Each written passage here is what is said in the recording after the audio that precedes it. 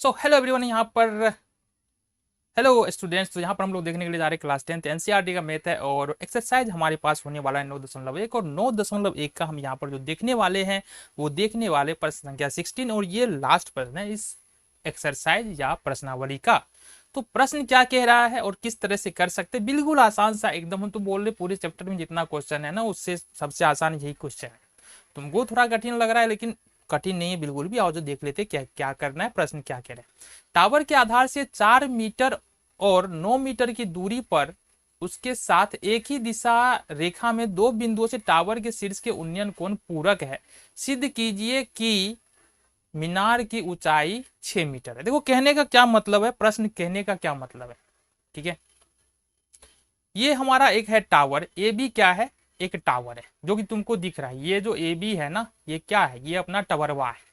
अब टवरवा के पास जो है दो पॉइंट है सामने, कुछ ना कुछ दूरी पर, दो अलग अलग दूरी पर दो पॉइंट है। पहला जो डिस्टेंस है वो 9 मीटर है, 9 मीटर, और दूसरा जो डिस्टेंस है वो 4 मीटर है।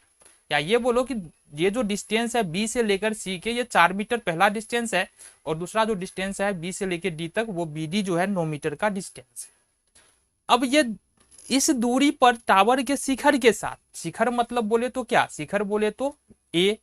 अब ए से जो उन्नयन कोण बन रहा है ना पहला सी वाले पॉइंट पर, और फिर जो ए से उन्नयन कोण बन रहा है 9 मीटर की दूरी पर डी वाले पॉइंट पे, इस जो दोनों कोण को जोड़ेंगे ना, पूरक का कहने का मतलब क्या है कि दोनों कोण को जोड़ेंगे तो ये कोण होगा 90 डिग्री। कितना हो जाएगा? 90 डिग्री हो जाएगा। अब हम देखो यहाँ पर हमने मान लिया कि ये कोण हमारा एक्स है, ये जो कोण है जो सी पर बन रहा है ये कोण एक्स है, दोनों का योग 90 डिग्री है। तो कोण डी बड़ा कितना हो जाएगा? डी वाला कोण 90 माइनस एक्स हो जाएगा। जाहिर सी बात है दोनों का योग 90 डिग्री है, यदि ये कोण 10 डिग्री होगा तो ये 90 माइनस 10 हो जाएगा। बातें समझ में आ रही है कि नहीं आ रही? बिल्कुल आ रही है। चलो जी, इतनी बातें यहाँ पर हमने लिख भी दिया है। आओ हम बात कर लेते हैं। करना क्या है, बहुत सिंपल है। हमको दोनों ही त्रिभुज में टेन थीटा का प्रयोग करना है जो कि बिल्कुल आसानी के साथ तुम भी कर पाओगे। आ जाओ, देखो यहाँ से लिखेंगे त्रिभुज ए बी सी में 10x बराबर 10x बराबर अगर लगाते हैं तो ये कितना हो जाएगा? बट्टे ए बी बट्टे क्या हो जाएगा? बी सी हो जाएगा। चलो जी, बहुत बढ़िया। ये हो जाएगा 10x बराबर ए बी का मान कुछ नहीं है तो छोड़ दो, ए बी का ए बी लिख दो, और बी सी का मान देखो 9 है तो 9, इसको इक्वेशन फर्स्ट मान लो। आ जाओ जी, दूसरे वाले त्रिभुज में चलते हैं, ए बी डी में। त्रिभुज ए बी डी में, ठीक है, 10D बराबर हो जाएगा, सामने वाली भुजा हो जाएगा लंब, यानी सामने वाली भुजा कौन सा? A B.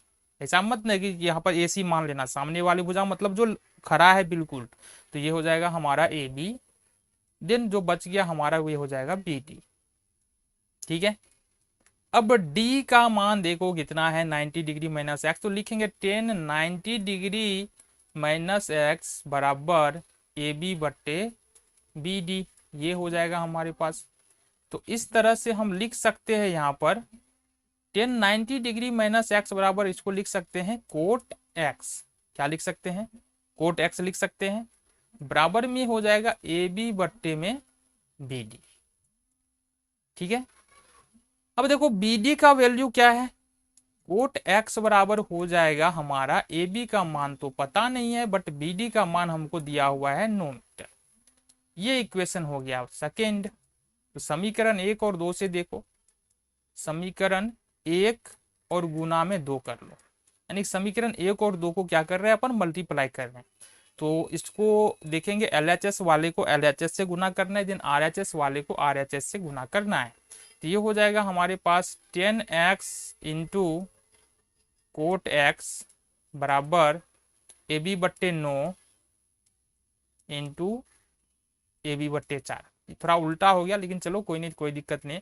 10 into coat 10 theta into cot theta बराबर होता है 1, तो ये वैल्यू हो जाएगा हमारा 1 बराबर ये होगा ए बी का स्क्वायर और ये हो जाएगा 36।